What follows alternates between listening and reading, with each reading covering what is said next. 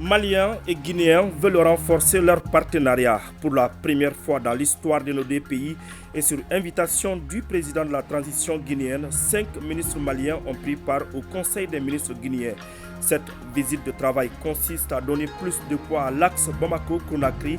Des détails dans quelques instants. Et dans la chronique Un jour, une formule, Sori Brema Keita nous décortique aujourd'hui la notion de constitution.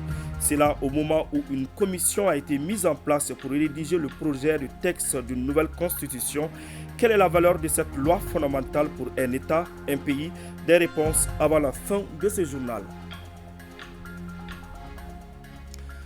Voilà pour le sommaire, vous êtes sur ORTM 1 et vous avez fait le bon choix pour vous informer. Bonjour à tous et bienvenue dans ce 13h. Intéressons-nous d'abord à l'agenda du président de la transition. Le chef de l'État a reçu successivement les nouveaux ambassadeurs du Mali au Sénégal et au Qatar. Ces diplomates désignés sont venus recueillir les conseils et orientations du président de la transition pour la réussite de leur mission. Alocéne Touré et Tchédé Camara nous en disent plus.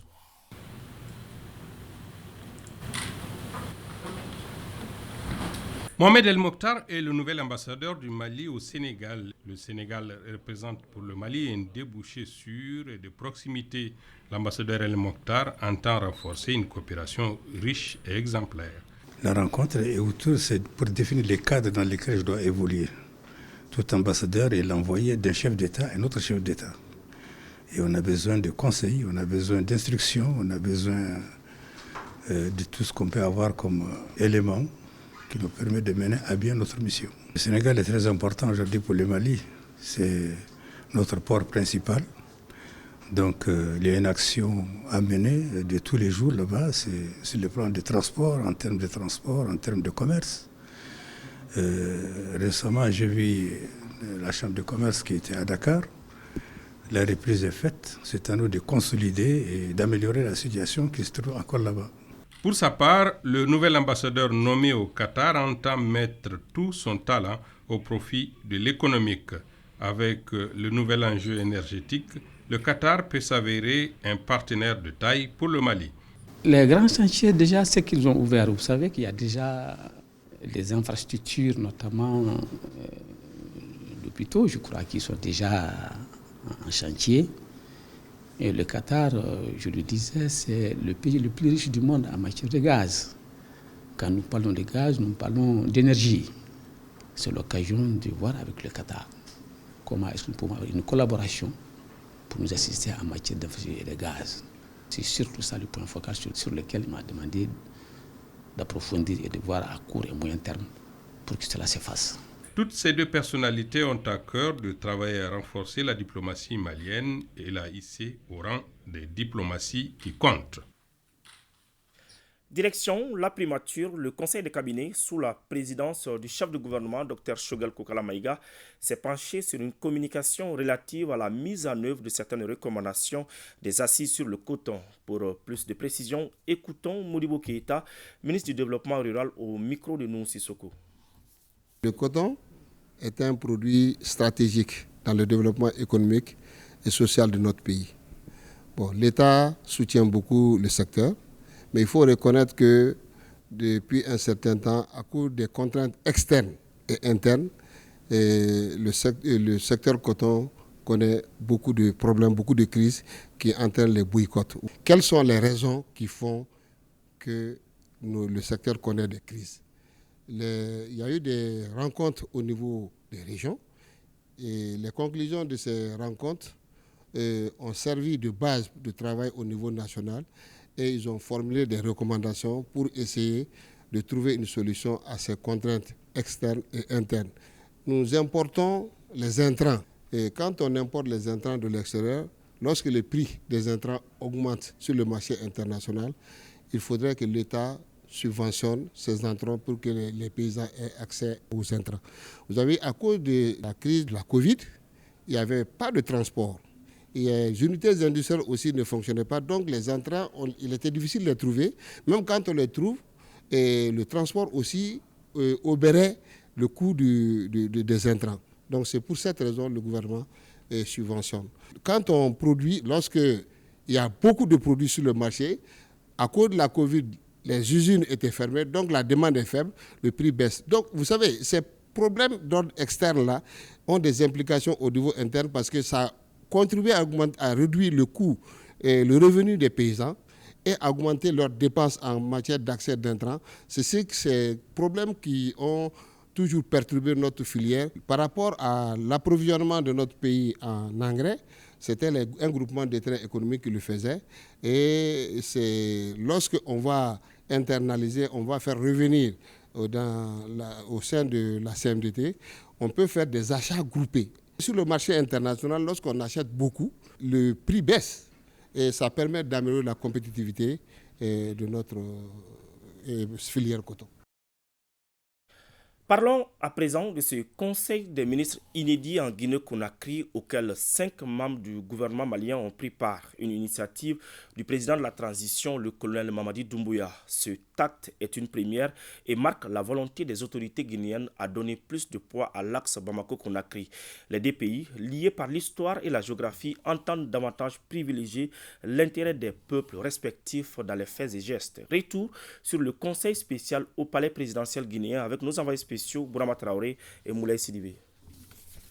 Nous sommes ici porteurs d'un message de son Excellence le président Assimi Goïta, chef de l'État malien, qui nous a dépêché auprès de son frère, son Excellence le colonel Mamadi Doumbouya, président de la transition, chef de l'État, chef suprême des armées de la Guinée, d'abord pour exprimer un message de gratitude, de profonde gratitude du président malien, du gouvernement, mais aussi de l'ensemble du peuple malien, à l'endroit du président de la République de Guinée, du gouvernement et du peuple guinéen pour la solidarité infaillible dont le Mali a bénéficié suite aux sanctions inhumaines, illégales, injustes et illégitimes qui ont été imposées par la CEDEAO à notre pays et que la Guinée ait fait preuve d'une solidarité remarquable à notre endroit.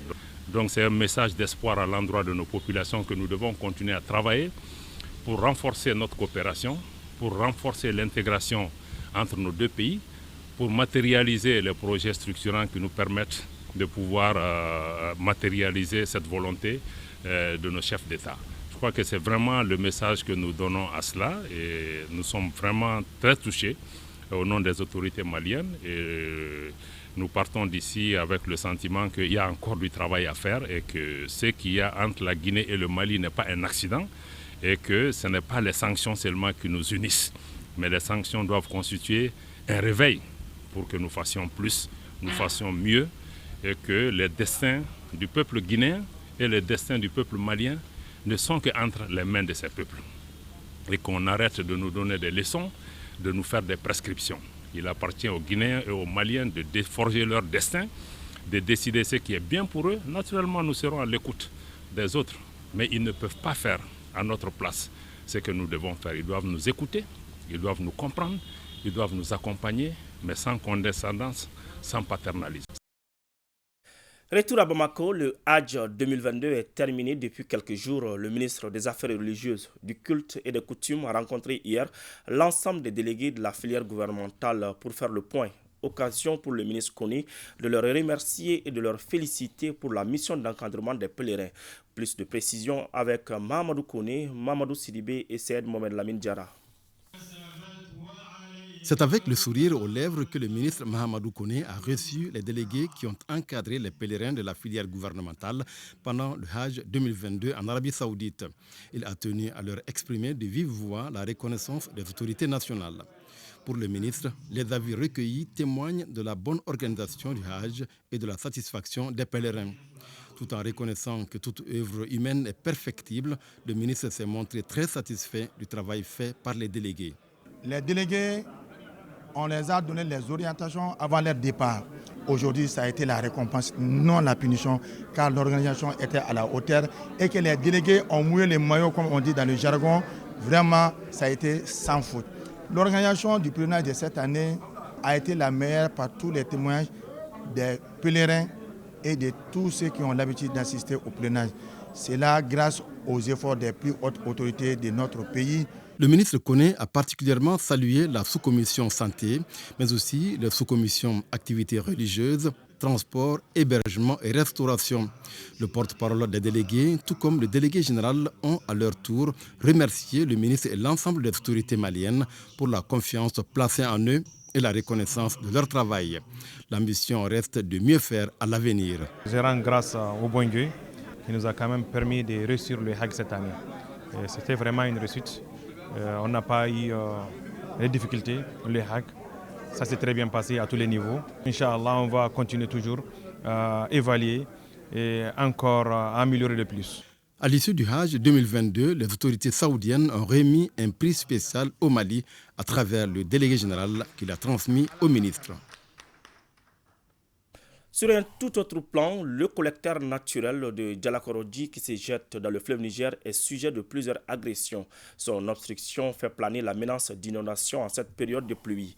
Pour y voir clair et proposer des solutions, le ministre de l'Environnement, de l'Assainissement et du Développement durable et celui du Développement rural étaient sur les lieux. Voyons leur réaction à travers ce reportage de Batraori. Maisons construites dans le lit du Marigot et barrages érigés obstruant le passage de l'eau. Tel est le visage actuel du collecteur naturel et reliant Djalakorodji au fleuve Niger sur 8 km de distance en traversant le village de Kobalakura dans la commune rurale de Baguineda. Une situation assez déplorable qui oblige le ministre en charge de l'environnement et son collègue du développement rural à venir y voir clair. Nous sommes en train encore de déplorer l'incivisme de certains Maliens, mais aussi avec la complicité des autorités administratives du pays. Parce que nous ne pouvons pas comprendre comment on peut installer des concessions sur le lit d'un marigot ou bien sur le lit d'un ouvrage de drainage. Donc ça sort vraiment de l'ordinaire. C'est vrai aujourd'hui, tout ce qui gêne le déroulement du fil de l'eau jusqu'au niveau du fleuve Niger doivent être cassés. Mais nous allons épargner d'abord les maisons construites, mais aussi faire en sorte que les populations soient informées et sensibilisées, que plus jamais ça au niveau de notre pays.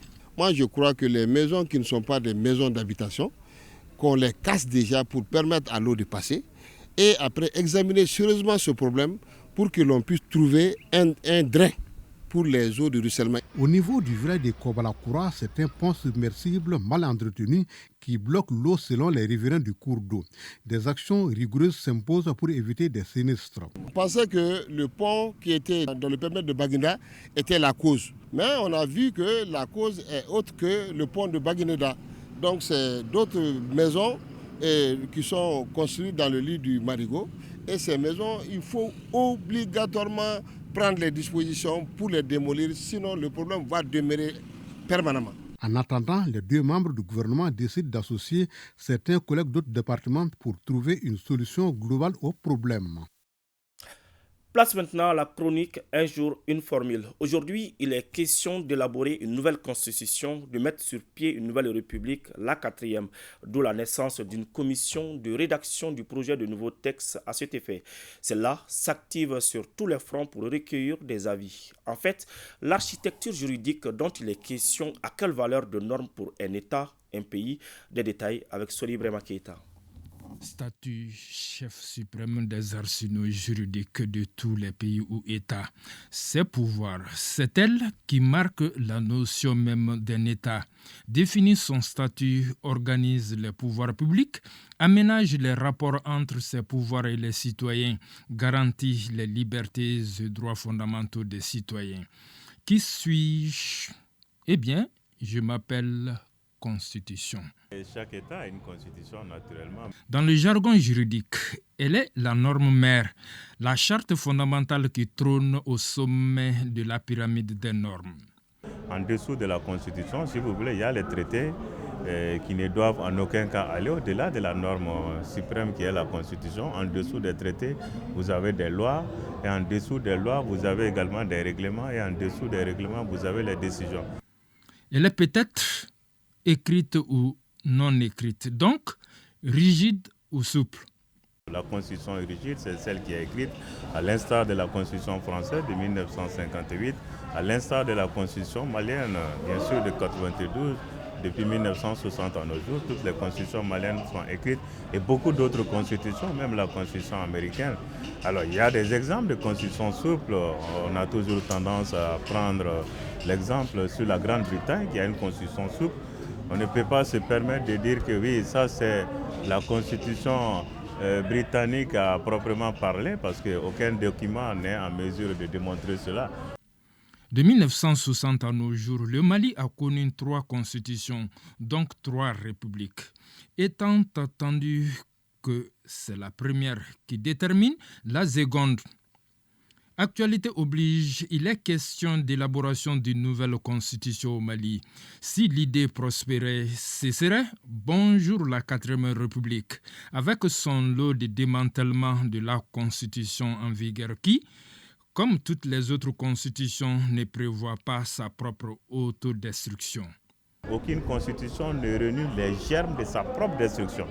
C'est-à-dire la constitution ne dit pas comment elle doit disparaître pour donner naissance à une nouvelle constitution, mais la constitution dit comment elle doit être modifiée dans quelques-uns de ses articles pour son développement. Pour changer de constitution, il n'y a que 3 hypothèses. Si vous voulez, la première hypothèse résulte d'un coup d'État. Quand il y a coup d'État, naturellement, la constitution cesse d'exister. On s'ouvre à une période transitoire au terme de laquelle on met en place une nouvelle constitution pour basculer à une nouvelle république. La seconde hypothèse, c'est une révolution ou bien une révolte qui est à même de contrarier les dispositions de la Constitution, qui peut également nous amener à un changement de Constitution. Et le 3e élément, c'est le consensus. C'est-à-dire le consensus est tellement important. Si l'ensemble des forces politiques et sociales du pays se mettent d'accord pour changer de Constitution, cela ne remet pas en cause l'état de droit et la démocratie. À mon avis, moi je me dis que le respect de l'état de droit n'est pas absolu.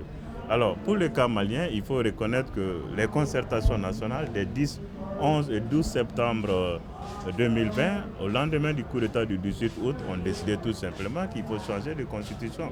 On ne peut pas parler de refondation dans le cadre du maintien de la constitution actuelle. Les concertations nationales ont décidé qu'il faut aller vers un changement de constitution. Également, les conclusions des assises nationales de la refondation ont été très claires également, qui proposent le changement de constitution. Donc on peut se permettre de dire qu'il y a une dose de consensus qui est là, qui naturellement va être matérialisée par le président de la transition qui en a pris l'initiative, et cela dans le cadre d'une démarche inclusive et consensuelle. Et c'est ce processus-là qui est en cours pour permettre à notre pays de basculer à une nouvelle république, c'est-à-dire la 4e. Au starting block peut-être bientôt, pour avis du peuple, le dernier sur le oui ou non d'une nouvelle constitution. C'est sur cette note juridique que nous réformons ce journal. Merci de l'avoir suivi. Je vous donne rendez-vous demain, même heure, même plateau, Inch'Allah.